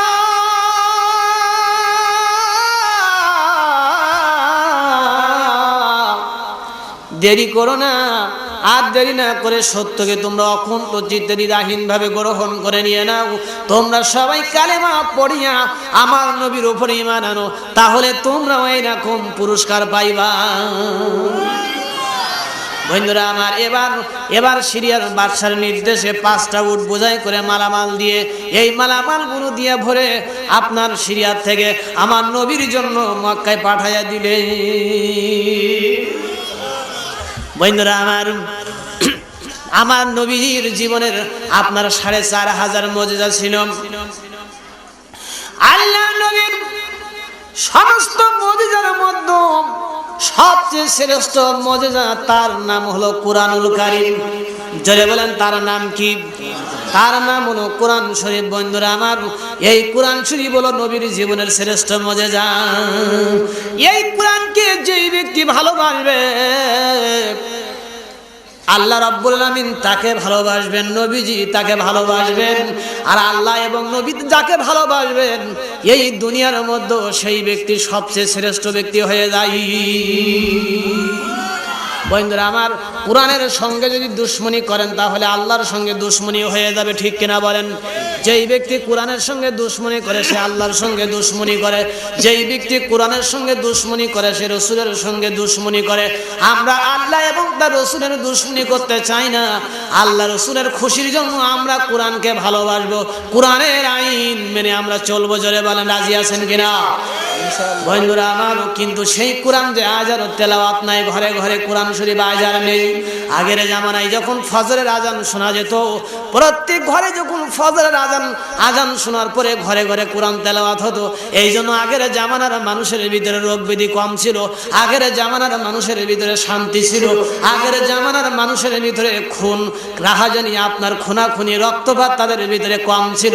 পত্রিকা খুললেই দেখবেন খুন হয়েছে, পত্রিকা দেখলেই দেখবেন, যা খুললেই দেখবেন স্ত্রীকে যৌতুকের দায়ে গলা টিপে হত্যা করা হয়েছে। পত্রিকা খুললেই দেখবেন 5 বছরের মেয়ে ধর্ষণ হয়ে দুনিয়ার থেকে বিদায় নিয়েছে। আল্লাহ রাব্বুল আলামিন নবীর পরে যে কোরআন শরীফ দিলেন, ওয়া আমিনু, পড়েন আমার সঙ্গে কোরআনের আয়াতটুকুন, ওয়া আমিনু বিমা নুজিলা আলা মুহাম্মাদ। আমি আমার নবীর পরে কোরআন নাজিল করেছি, সেই কোরআনের প্রতি ঈমান যদি আনতে পারো তোমাদের দুনিয়া ও আখিরাত ধন্য হয়ে যাবে, দুনিয়া ও আখিরাতে তোমরা মর্যাদা পাবা। আর যদি কোরআনের সঙ্গে নাফরমানি করো, হায়াতাত দুনিয়া ইয়াউমাল কিয়ামা ইউরাদ্দুনা ইলা আশাদ্দিল আযাব, দুনিয়াতে তোমরা অপমানিত হবে, লাঞ্ছিত হবে, নিগৃহীত হবে, আর দুনিয়াতে তোমরা মায়ের খাবে, আর কিয়ামতের দিন তোমরা কঠিন আযাবের ভিতরে গ্রেফতার হয়ে যাবে। তাহলে কোরআন মানা লাগবে কিনা? পত্রিকা 1995 সালের 10 এপ্রিল। ওই ব্রাজিলের কলম্বিয়াতে আপনার ব্রাজিলের 732 জন লোককে আল্লাহ শুকর বানাই দিয়েছে। বন্ধুরা আমার, শুধু তাই না, তুরস্কে আপনার ওই যে তুরস্কে নদীর কিনারে, নদীর উপরে, নদীর পাশে ওইখানে আপনার 90 জন আপনার আর্মির সেখানে লেফটেন্যান্ট অফিসার ছিলেন। কতজন বললাম? জোরে বলেন কতজন? 90 জন আর্মির, তারা অবসরপ্রাপ্ত আর্মির কর্নেল সহ একটা পার্টির আয়োজন করলেন। সেই পার্টিতে দাওয়াত দেওয়া হলো। আপনার তুরস্কের ওই এলাকার যত আপনার যুবতী মেয়ে ছিল, নর্তকী, তাদেরকে দাওয়াত দেওয়া হলো। এবং আমেরিকা, অন্যান্য দেশ থেকে, ইন্দোনেশিয়া থেকে বিভিন্ন ভিআইপি গেস্টদেরকে সেখানে দাওয়াত দেওয়া হলো। এই অনুষ্ঠানে 90 জন অবসরপ্রাপ্ত আর্মির অফিসার একত্রিত হয়ে এই অনুষ্ঠানের আয়োজন করেছে। সেখানে নাচ গানও হবে, আর বিদেশ থেকে যত মেহমান আসবে সেইখানে তারা নাচ গান দেখবে আর বসে বসে মদ পান করবে। বন্ধুরা আমার, এমন সময় ওই অফিসারদের ভিতরে একজন মুসলমান ছিলেন, ধার্মিক ব্যক্তি ছিলেন। এই খ্রিস্টানরা ওই ধার্মিক ব্যক্তিকে বলল, তুমি তো মুসলমান, তোমাদের ধর্মীয় গ্রন্থের নাম কি? বলে কোরআন শরীফ। বলে কোরআন শরীফটা জলদি করে নিয়ে আসো। উনি তখন ভয়ে কম্পিত হচ্ছে আর বলতেছে, এই মজলিসের ভিতরে নাপাক জায়গায় কোরআন কি জন্য নিয়ে আসবো? এখন ওপরের নির্দেশ বলতেছেন, তোমাকে নির্দেশ দিতেছি, 2 বার কথা বলতে পারবো না। ইনকিলাব পত্রিকার ভিতরে ঘটনাটি এসেছিল আপনার 2000 সালে। বন্ধুরা আমার, 21/1/2000 সালের ভিতরে, 2000 সালের পত্রিকা আপনারা ম্যানেজ করতে পারলে এর ভিতরে পাওয়া যাবেন। এই ব্যক্তিকে মুসলমান যে অফিসার ছিল, আর্মির অফিসারকে বলল, তুমি কোরআন শরীফ নিয়ে আসো। ইনি কোরআন শরীফ আনলেন। কোরআন শরীফ আনার পরে বলতেছেন যে ওই আয়াতটা তুমি বের করো, সূরা হিজরের 9 নম্বর আয়াত, ইন্না নাহনু নাযালনা যিকরা হাফিজিন। কোরআনে আছে না নাই? বন্ধুরা আমার, কোরআন আল্লাহ বলেন, আমি কোরআন নাজিল করেছি, আর কোরআনকে আমি আল্লাহ হেফাজত করার দায়িত্ব গ্রহণ করেছি। সুবহানাল্লাহ বলেন। ওই খ্রিস্টানরা তখন বলল, ওই আয়াতটি তেলাওয়াত করো, ওই আয়াতটি বের করো। ধার্মিক মুসলমান অফিসার তিনি ওই আয়াতটি তখন বের করলেন, বললেন আয়াতটার অর্থ করো, ব্যাখ্যা করো। মুসলমান ধার্মিক লোকটি তখন আর বলতে চায় না। তিনি চিন্তা করলেন, নাপাক পরিবেশে এইখানে মদ খাওয়া হচ্ছে, নর্তকীরা নাচ গান করতেছে, এই জায়গায় আল্লাহর কোরআন পড়া যাবে না, এই জায়গায় কোরআনের অর্থ করা যায় না। এর পরবর্তীতে মুসলমান অফিসারটি তখন বলল, আমাকে মাফ করে দিবেন, এই নাপাক পরিবেশে আমি আল্লাহর পবিত্র কালাম আমি পড়তে পারবো না। তখন খ্রিস্টান অফিসার কর্নেল মেজর যিনি ছিলেন, জেনারেল মেজর, তিনি বলতেছেন যে তুমি না পারলে আমিও তো পারি। ওই আয়াতের অর্থ হলো, কোরআন নাজিল করেছে আল্লাহ, সেই আল্লাহ নাকি কোরআন হেফাজত করবে। তোর আল্লাহ কোথায় ডেকে নিয়ে আয়? বলতেছি, তোর আল্লাহ কোথায় ডেকে নিয়ে আয়, কোরআনকে হেফাজত করতে বল। এরপরে কোরআন শরীফটা এরকম, কোরআন শরীফটা নিয়েছিলেন উনি হাতে। কোরআন শরীফটা এরকম মুসলিম অফিসারের কাছ থেকে হাত থেকে কোরআনটা কেড়ে নিয়ে কোরআন শরীফ এরকম খুললেন, আর একটা একটা করে পটপট করে পৃষ্ঠাগুলি সব ছিঁড়তে লাগলেন। কোরআনের পৃষ্ঠা ছিঁড়ে ছিঁড়ে, কোরআনের পৃষ্ঠাগুলি সব 2 হাত দিয়ে ছিঁড়ে ছিঁড়ে আপনার নর্তকীরা নাচতেছেন উলঙ্গ হয়ে, ওদের ওই পায়ের তলায় কোরআনের পৃষ্ঠা নিক্ষেপ করতেছিল।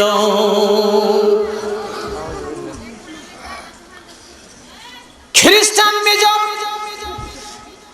তিনি নির্দেশ দিতেছেন নর্তকীদেরকে, এই যে মুসলমানদের ধর্মীয় কিতাবের পৃষ্ঠাগুলি ছিঁড়ে নিক্ষেপ করেছি, এর উপরে তোমরা হাঁটো, এর উপরে তোমরা নাচানাচি করো আর মদ পান করো, আর তোমরা বেশি বেশি করে ডান্স দাও, তোমরা নাচো। নর্তকীদেরকে নির্দেশ প্রদান করলেন। এমন সময় ওই যে ধার্মিক মুসলমান অফিসার ছিলেন, উনি বলতেছেন, আল্লাহ কখন যে গজব এসে যাবে, এইটা তো মনে বলতেছে কখন গজব এসে যাবে। উনি হঠাৎ করে চিৎকার দিয়ে আল্লাহু আকবার বলে আপনার ওই খ্রিস্টানদের ওই যে আপনার পার্টির থেকে, ওই অনুষ্ঠান থেকে উনি একটা চিৎকার দিয়ে দৌড়ায়, তিনি শুধু পালাতেছে, শুধু দৌড়ায় আর দৌড়ায়। উনি যেন দেখতেছে যে বিপদ যেন এসে যাচ্ছে, আল্লাহর আযাব যেন এসে যাচ্ছে। বন্ধুরা আমার, এই জন্য রব্বুল আলামিন কোরআনের ভিতরে বলেছেন যে ওই যে আপনার আয়াতটা আসছে কোরআনের ভিতরে, মুমিনদেরকে আল্লাহ সাহায্য করেন, আর মুমিনদের ওসিলায় অনেক সময় আল্লাহ তাআলা আযাব ও গজব মাফ করে দেয়। ওই একজন মুমিন ব্যক্তি ওর ভিতরে ছিল, এই জন্য আল্লাহ গজবটা ওই মুহূর্তে দেয় নাই। উনি যখন ওই মজলিস থেকে যখন বেরিয়ে এসেছিল, সঙ্গে সঙ্গে আপনার সমুদ্রের দরিয়া থেকে সঙ্গে সঙ্গে আপনার তুফান শুরু হয়ে গিয়েছে। আপনার এরপরে আগুন যেন ওই তুফানের সঙ্গে আগুন আপনার গোটা ওই বিল্ডিংটা, ওই ঘরটা, পাটিটা সব ঘিরে ফেললো। বন্ধুরা আমার, এরপরে সঙ্গে সঙ্গে ভূমিকম্প শুরু হয়ে গেল। আপনার 90 জন ওই যে খ্রিস্টান যারা ছিলেন ওই পাটিতে, এরা সব দাঁড়িয়ে গেছেন, এদের গায়ে কোনো শক্তি ছিল না, একটা পাও তারা আগাইতে পারে নাই। আমি যখন এই কিতাবের ভিতরে ঘটনাটি পড়তেছিলাম, আমার চোখ দিয়ে পানি পড়তেছিল। বন্ধুরা আমার, আজও আল্লাহ রাব্বুল আলামিন তার কোরআনকে দেখেন কিভাবে হেফাজত করলেন। বন্ধুরা আমার, মুসলমান তোমরা কোরআন বুঝতে চাও না, কোরআন চিনতে চাও না। এরপরে তুরস্কে যখন সমুদ্র থেকে দরিয়া থেকে যখন আপনার অগ্নিকাণ্ড শুরু হয়ে গেছে, ঝড় শুরু হয়ে গেছে, গোটা বিল্ডিংটা সব আপনার ঘেরোয়া করেছে আগুন আর আগুন, চতুর্পাশ দিয়ে বিরাসিরের মতো। একটি খ্রিস্টান পা নাড়াতে পারে নাই, যে যেখানে মদ নিয়ে দাঁড়িয়েছিলেন, মদের পাত্র হাতে রয়েছে, ওই অবস্থায় আল্লাহ রাব্বুল আলামিন জমিনকে বলল খুন, জমিনকে নির্দেশ দিল, জমিন রে, যে বেঈমানের গোষ্ঠীরা আমার কোরআনকে অপমান করেছে, কোরআনের পৃষ্ঠা ছিঁড়ে ছিঁড়ে জমিনে নিক্ষেপ করে লাথি মেরেছে, কোরআনকে অসম্মান করেছে, জমিন রে, ওই জায়গার জমিন আমি তো আর রাখতে চাই না, ওই বিল্ডিং আর রাখতে চাই না। আল্লাহ জমিনকে নির্দেশ দিলেন, সঙ্গে সঙ্গে আপনার ভূমিকম্প শুরু হয়ে গেল। বন্ধুরা আমার, পত্রিকায় এসেছে আপনার ভূমিকম্প শুরু হওয়ার পরে ওই বিল্ডিংটা 90 জন খ্রিস্টান সহ যত নর্তকী ছিল বিল্ডিং, সঙ্গে সঙ্গে আপনার মাটি ধসে দরিয়ার তলে কোথায় চলে গেল কেউ কোনো খুঁজে পায় নাই। আর আপনার ওর পার্শ্ববর্তী আপনার 50,000 মতো লোক যারা খ্রিস্টান ছিল, গোষ্ঠী শুদ্ধ আল্লাহ সব মাটির তলায় দিয়ে দিয়েছিলেন। কোরআনের সঙ্গে বেয়াদবি করার আপনার এই ধরনের অবস্থা আল্লাহ পাক দেখাতে পারেন কিনা? কোরআনের সঙ্গে বেয়াদবি করবেন সেই আল্লাহ এরকম দেখায় দিতে পারেন কিনা, জোরে বলেন।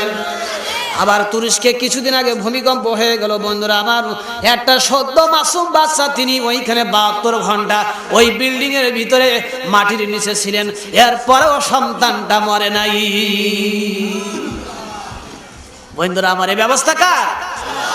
এই জন্য কোরআন মানতে হবে, কোরআন মানতে হবে। এই কোরআন নবীর পরে আল্লাহ নাজিল করেছেন বিশ্ববাসীর হিদায়াতের জন্য, বাইনাতিন মিনাল হুদা ওয়াল ফুরকান হুদাল লিন্নাস, মানুষের হিদায়াতের জন্য কোরআন দিয়েছেন আল্লাহ। জোরে বলেন সুবহানাল্লাহ।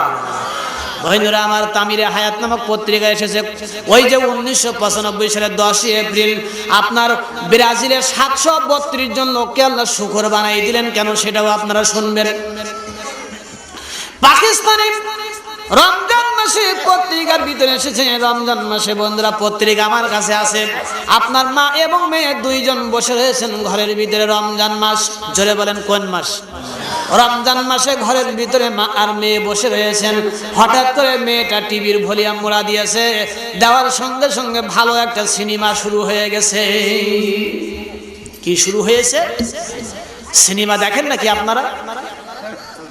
পাকিস্তানে এই মা আর মেয়ে বসে রয়েছে, টিভি জুড়েছে, সিনেমা শুরু হয়ে গেছে।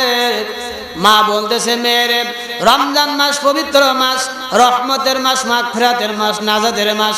এই রমজান মাসে আল্লাহ রাব্বুল আলামিন জাহান্নামের দরজা বন্ধ করে দিয়ে দেয়।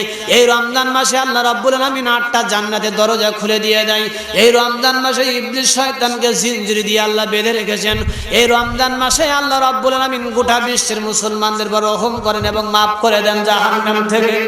এ মেয়েরে, টিভিটা বন্ধ করে দাও, টিভি দেখো না, চলো ইফতারের সময় আগত, আমাকে একটু ইফতারি তৈরি করে সহযোগিতা করো।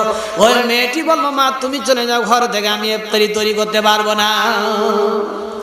মাকে দরজা থেকে খুলে বের করে দিয়ে মেয়ে দরজা আটকাই দিয়ে সিনেমা দেখতেছে। ইফতারি করার কথা আর মনে নেই। মা ইফতারি করে এরপরে যখন আজান শুনতে পাইলেন, ইফতারি মা করেছে, নামাজ পড়েছে, কিন্তু মেয়েকে আর পাইছে না। মেয়ে আসে না, ইফতারও করে না। মসজিদে আজান হয়ে গেল, মা বলতেছেন মেয়ে আসে না কেন? ইফতারি নিয়ে অপেক্ষা করতেছে, মেয়ে কেন আসে না? এর পরবর্তীতে মা ওই দরজা যখন খুললেন, দরজা খোলার পরে যখন ঘরের ভিতরে প্রবেশ করেছে, ঘরের ভিতরে প্রবেশ করে দেখেন মেয়েটি মারা গিয়েছে, টিভির উপরে উবুড় হয়ে পড়ে আছে। মা তখন কান্নাকাটি করতে লাগলেন। আর মা বলল, কি সর্বনাশ হয়ে গেল! ও মেয়ে, তোমাকে বারবার নিষেধ করেছিলাম তুমি এই ঘরের ভিতর থেকে বেরিয়ে আসো, ইফতারির সময় হয়েছেন, তুমি টিভি দেখো না, কিন্তু আমার কোনো কথা শোনো নাই। আল্লাহর গজবে গ্রেফতার হয়ে এখন দুনিয়া ছেড়ে চলে গিয়েছো। এরপরে মা কান্নাকাটি করতে লাগলেন। ইমাম সাহেব আসলেন, গ্রামের লোকজনেরা আসলেন, গোসল দিতে হবে। বন্ধুরা আমার, পত্রিকার ভিতরে এসেছে মেয়েটিকে যখন গোসল দিতে নিয়ে যাবে, কিন্তু মেয়েটিকে জমিন থেকে উঠাতে পারে না। টিভির সঙ্গে, টেলিভিশনের সঙ্গে ওই মেয়েটি এমন ভাবে অ্যাড হয়ে গেছে, আপনার টিভি না উঠানো পর্যন্ত মেয়েটারে ওই জমিন থেকে উঠানো যায় নাই। টিভি যখন উঠাইছে, মেয়েটাকে তখন উঁচু করতে পারছে। এরপরে টিভি আর মেয়েকে নিয়ে বাইরে বের করে এনে যখন খাটিয়ায় রেখেছে গোসল করানোর জন্য, গোসল হয়ে গিয়েছে। এবার যখন তার কাফনের কাপড় পরানো হয়েছে, এবার খাটিয়া উঁচু করতে গিয়েছেন আপনার কয়েকজন লোক মিলে কবরস্থানে নিয়ে যাবে, কিন্তু আপনার কোনো শক্তি প্রয়োগ করেও খাটিয়া উঁচু হয় না। টিভি যতক্ষণ খাটিয়ায় না দিয়েছে, খাটিয়া উঁচু হয় না। মায়েরা, বোনেরা, অনেকে মা বোনদেরকে টিভি দেখার দারুণ নেশা আছে না নাই? এই জন্য মা বোনদের জন্য আজকের এই অষ্টমী করে যাচ্ছি। বন্ধুরা আমার, এর পরবর্তীতে যখন টিভি নিয়ে যখন খাটিয়া নিয়ে কবরস্থানের দিকে যাইতেছে, খাটিয়ার মধ্যে টিভিও আছে, আবার লাশও আছে। ওই লাশটা যখন কবরস্থানে নিয়ে যায়, টিভিটা যখন উপরে রেখে লাশটা যখন কবরে নামানোর জন্য যখন চেষ্টা করলো, কিন্তু লাশটা কবরে নামাতে পারে না, উঁচু করতে পারে না। আপনার টিভি যতক্ষণ পর্যন্ত কবরে না দিয়েছে, ওই মেয়েটিকে কবরে নামাইতে পারে নাই। টিভি রেখে কবরের ভিতরে, টিভি রেখে কবরের ভিতরে রেখে দিয়েছেন। এরপরে তাকে মকফুন করে দেওয়া হলো। বন্ধুরা এবার আপনারা বলেন, কবরের ভিতরে যদি আপনার মাথার কাছে যদি টেলিভিশন থাকে, তাহলে কবরের ভিতরে শুয়ে পড়ে পড়ে কি আপনি ভলিউম মোড়া দিয়ে সিনেমা দেখবেন নাকি? হাসরের ময়দান হতে এখনো অনেক সময় লাগবে, কতদিন লাগবে তার ঠিক ঠিকানা নেই। এই জন্য বাকি সময়গুলি কাটবে কি করে? এখন টেলিভিশন দেখুক ওই মেয়েটা, জোরে বলেন ঠিক কিনা?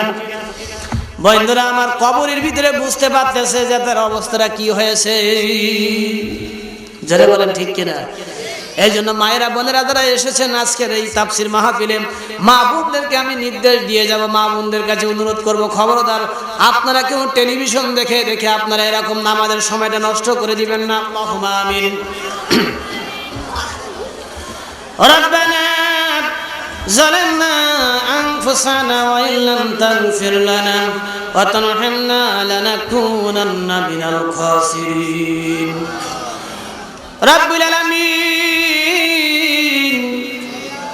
6 দিন ব্যাপী তাফসীরুল মাহফিলের আজ তৃতীয় রজনীতে আল্লাহ হাজার হাজার আল্লাহ মানুষ নিয়ে আমি গুনাহগার আপনার শাহী দরবারে হাত তুলেছি। আল্লাহ তাআলা যে আলোচনা হয়েছে, আলোচনার সবটুকু সোনার মদিনায় নবী পাকের রওজা মুবারকে পৌঁছায় দেন রব্বুল আলামিন। আগামী 3টা রাত তোমার বান্দারা বান্দিরা সবাই যেন এই মাহফিলে কোরআন শোনার জন্য আসতে পারে তৌফিক দিও আল্লাহ। সুবহানা ربك رب العزة عما يصفون السلام على المرسلين الحمد لله رب العالمين وجل آخر كلمتنا عند الموت لا إله إلا الله محمد رسول الله